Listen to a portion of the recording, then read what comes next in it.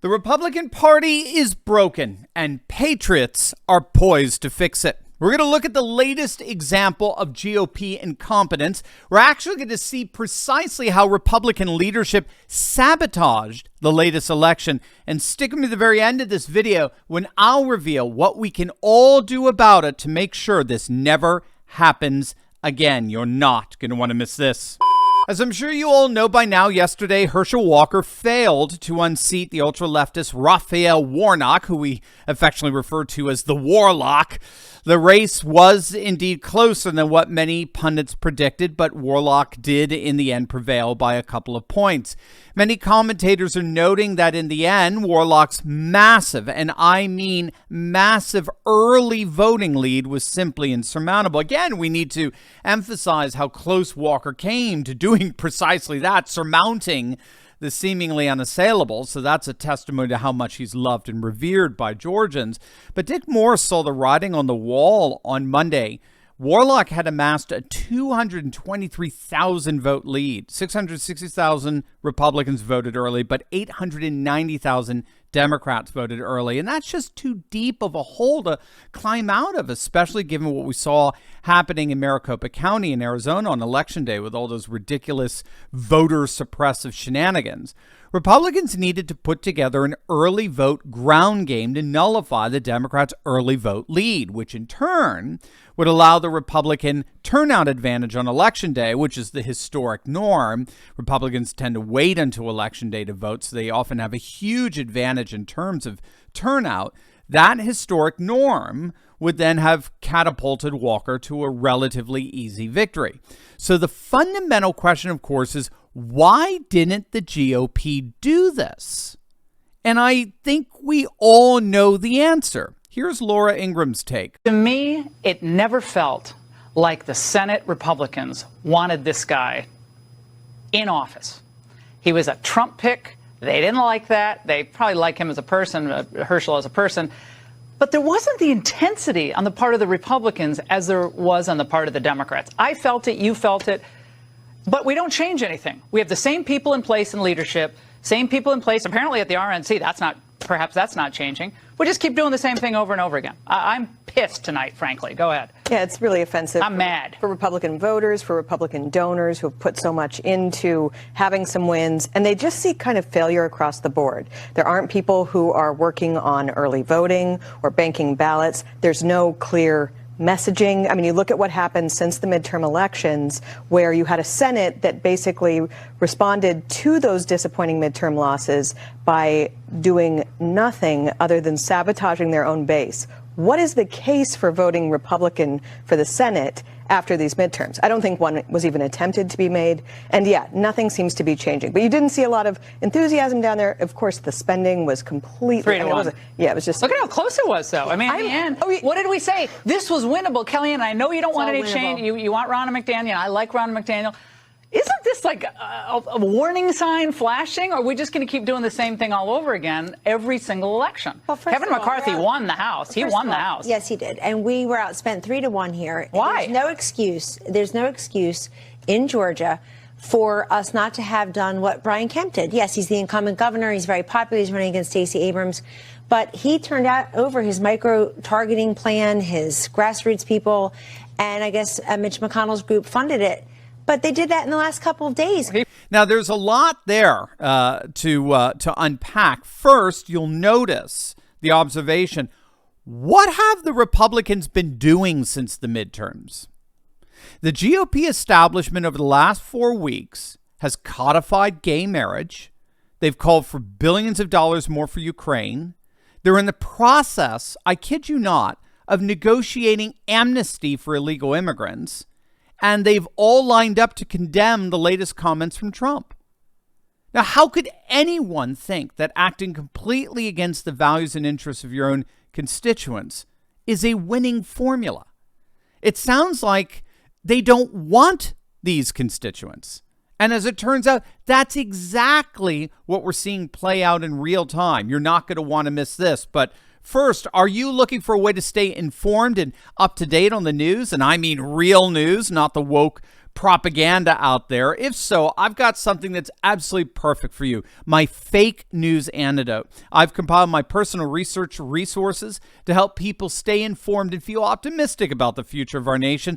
Plus, they're also designed to give you the tools to identify propaganda and false information so that you can make well-informed decisions on important issues. Right now, when you sign up for a 14-day free trial to my Insiders Club, you'll get my fake news antidote as a completely free gift. Insiders Club grants you access to more content where I dive into all the things I can't discuss on YouTube, plus other trainings, resources, and more. So don't miss out on this amazing opportunity. Click on that link below and sign up now for a 14-day free trial of my Insiders Club and get my list of news research resources as your free gift at insidersclub.turleytalks.com. Right now, the GOP has a massive fundraising problem. As you heard, we were outspent 3-1 in the Senate race and in every other contested swing state Senate race as well. That's very interesting because Elon Musk suggested the other day Sam Bankman-Fried actually donated more than $1 billion to the Democrats. They were literally flushed with cash, whereas the GOP has suffered. And they seem to be suffering at two levels. First and foremost, they're competing with President Trump's Save America PAC that refuses to support rhinos like Liz Cheney or Lisa Murkowski. And it's also President Trump's war chest for 2024.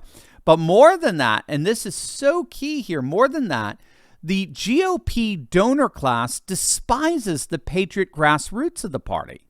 There's a massive gap that's opened up between the GOP donor class, which longs for the days of Jeb Bush and Mitt Romney. There's a massive gap between the donor class and the Patriot grassroots. And seriously, when all is said and done, the donor class would prefer to have Democrats in power than to have people like Herschel Walker in power. And again, keep in mind, these are Republicans, which is all another way of saying that Republicans are sabotaging their own party. We saw this play out in real time in Georgia itself. Their slimy rhino Lieutenant Governor Jeff Duncan actually came out and said he refused to vote for Herschel Walker. He called him one of the nation's worst GOP candidates. And gang, this was just 2 days before the election. This is the number 2 Republican in Georgia talking like this. And by the way, not a word of condemnation came from Mitch McConnell or McCarthy or McDaniel. The GOP is clearly a party at war with itself right now. And all of this in the end is the continued fallout from the massive disruption of the party in 2016 when Donald Trump got the Republican nomination. Remember, Trump was a third-party candidate who won a major party nomination.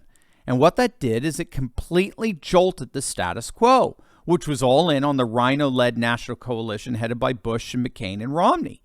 And of course, McConnell, McCarthy, and McDaniel are all hangovers of that era. But that coalition effectively died back in 2006 when Nancy Pelosi returned to power. That coalition is dead. And the new coalition, the coalition that gave us over 300 electoral votes for the first time since 1988, is rooted in thoroughly America First nationalist populism grounded in the working class. So the reflective response by the GOP leadership and its donor class has been to basically double down, align with the center-left portion of the Democrats as we saw over the last 4 weeks, and voluntarily lose elections that involve Trump-backed candidates. Why? Because they're already in power. And they would rather lose elections while remaining in power over their party than win elections while losing power over their party. They would rather command a second-place team than get benched on a first-place team. So that's the reality of the leadership of McConnell, McCarthy, McDaniel. And what these midterms have proven is that as long as they are in leadership positions, the GOP is not going anywhere. Again, the fact that we won the House is testimony to how powerful the grassroots really is. So what do? Well, in short, we're going to have to take this amazing parallel economy that's rising up all around us, with a special thanks, of course, to Elon Musk, who's having an absolute blast as the de facto leader of the parallel economy. We have to take the exploding dynamics of the parallel economy and apply them to our elections. Now, that's exactly what Steve Bannon's precinct strategy has been doing, where tens of thousands of patriots have volunteered as poll workers to ensure election integrity at voting stations.